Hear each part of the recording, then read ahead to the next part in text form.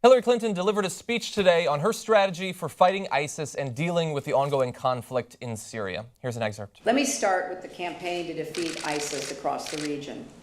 The United States and our international coalition has been conducting this fight for more than a year.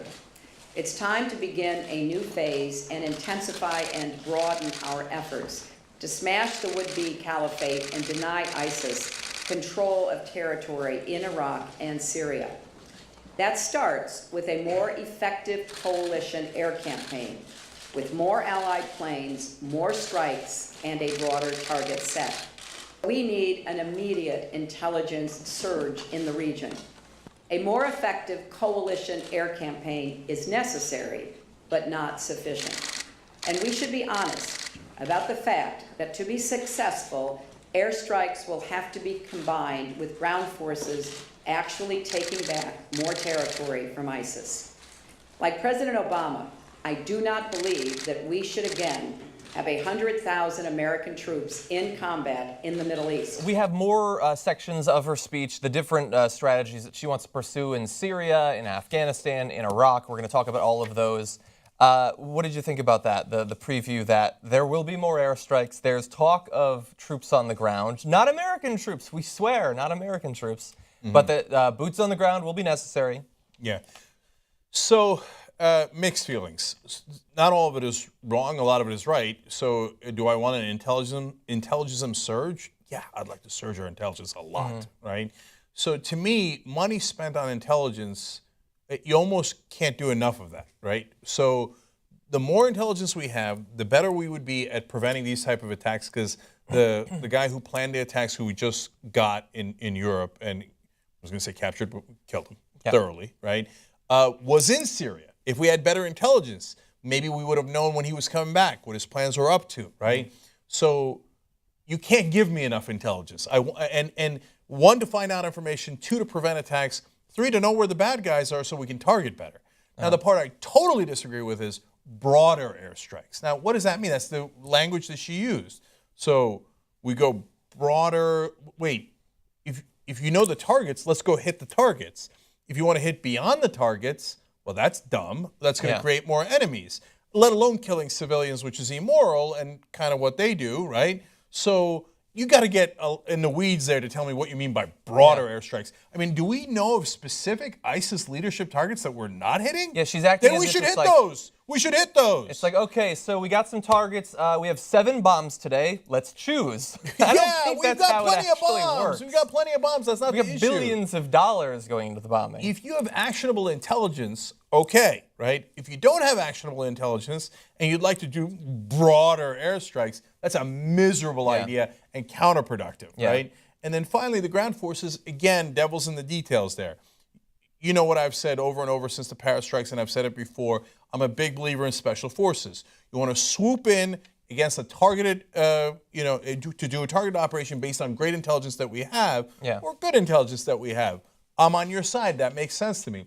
If you want to send in ground forces and sit there and try to occupy Syria or Iraq, that's mental. So you got to use judgment to figure out, hey, what do we mean by ground forces? Yeah. And so we're gonna jump to some of these other sections. She seems to be, like, you can read her entire speech. It's like 8 pages. I read the entire thing. It was very long.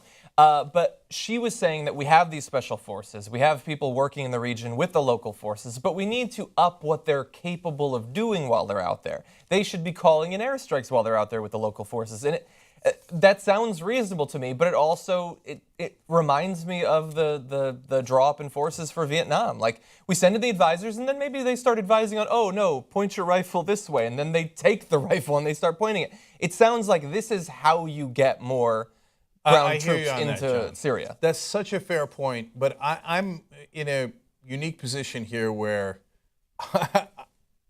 I'm not going to have a lot of backers, but I believe that part of that strategy is right. Okay, I do believe in using force on targeted strikes on great intelligence. Okay, and like I just said a second ago, sometimes good intelligence. Okay, and now that doesn't mean that broad drone strikes, broad bombing makes sense, as I explained.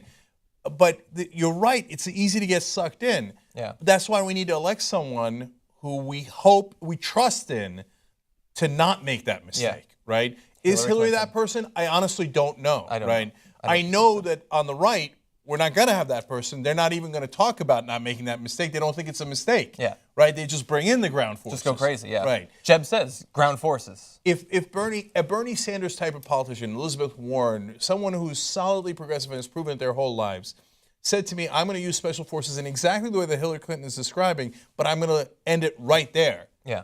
Well, then maybe that is the right strategy, and I would trust them to do that strategy. To be fair to President Obama, he has not sent in large ground forces to Libya or to Syria or back into Iraq.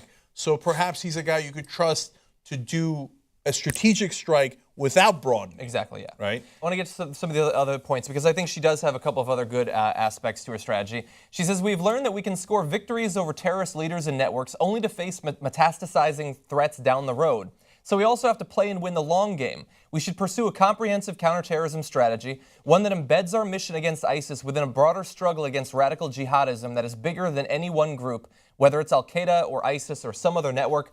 She talks repeatedly about having to win the military battle. You have to win the online battle against the recruitment and the war of ideas against radical jihadism, which I think we can all agree with.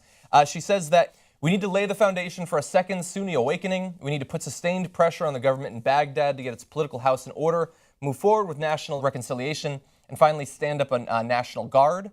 So there she's obviously shifting to Iraq. The fear that I think that's in the back of my mind is when she says, our strategy cannot win without ground troops. But I don't want them to be our troops, so we're going to put pressure on the locals to do it.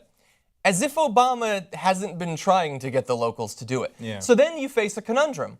So if what's been going on for a year or two continues and the local troops don't step in, but you've already said we can't win without ground troops, and you seem dead set on us winning, it seems like at some point the dam breaks and we have to fill the void. That's my fear. No, those are great points. So the idea that somehow there's going to be an awakening again in Maybe Iraq, there will be, right? But and somehow they're going to be a country, and they're going to stick together, and and the billions of dollars we wasted in training their troops is going to work if we do it again. Now that's nonsense. Using it as an excuse for ground forces, our ground forces, is nonsense. So, but you have to have a good long-term strategy. Part of our answer is right. War of ideas against radical Islam, right? Mm-hmm. So that I get into the culture wars that I agree with. And not in the right-wing way where you say I'm against all Muslims and the idea of Islam overall. That's not a smart way of doing that culture war. Okay, the smart way is to attack radicalism, fundamentalism, right? Yeah. So that you don't alienate the people on the ground. Because if you go in the middle of Iraq and Syria and go, I hate Islam, that's not going to work. No. That's about the dumbest strategy you could have, right? Surprisingly popular on the internet. Yeah, because those internet warriors, they've got strategy figured out. But that requires actual dollars spent, right? Whether it's in education, it's in improving Wi-Fi in areas so they have access to outside ideas through the internet, right? Yeah. You've got to actually spend the money on that infrastructure. That's not like loosey-goosey, foreign aid. Yeah. No, that's so that we could win the war of ideas. Don't please be long-sighted here, not short-sighted. Okay, now, in terms of long-term strategy on the ground, Iraq has never been Iraq. I've been saying this literally for a decade now.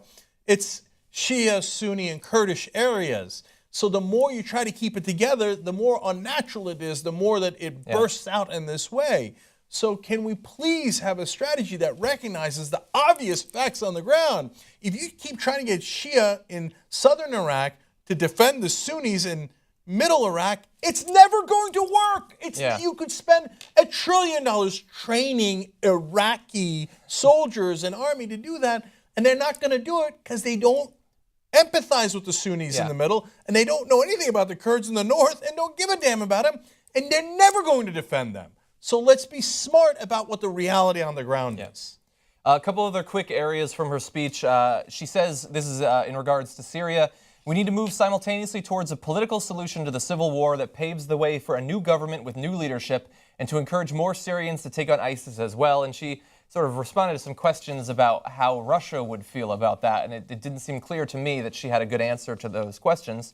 But jumping ahead to 10A, This is something that on Syria, I think maybe she can draw some Republican voters over to her, because in the last Republican debate, we heard pretty much this over and over again.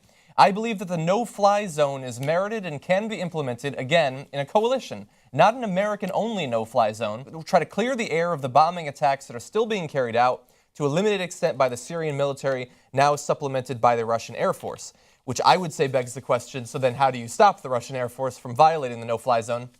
But in response to a question, is this a no-fly zone across all of Syria, or is it a more limited one? She said that it would be generally towards the borders, an area for near the borders with Turkey, an area for the refugees to exist without the fear of the barrel bombs and things like that that the Assad regime have been using against them. Yeah, look, she's trying to thread the needle both in policy and in politics. Hey, don't worry, I'll be much tougher than Obama, but liberals, don't worry, I'm not going to be Bush, and I'm not going to send in 100,000 ground troops. Right. And so, does anyone know what Hillary Clinton's actually going to do? I don't know, right? And so, if she did this exact policy, I would agree and disagree in parts. Maybe I could live with it, and certainly better than the Republican alternative. Am I convinced she's actually going to do this policy? No. Am I convinced that she's going to do a more liberal version of this policy or a more conservative version of this policy? I don't know.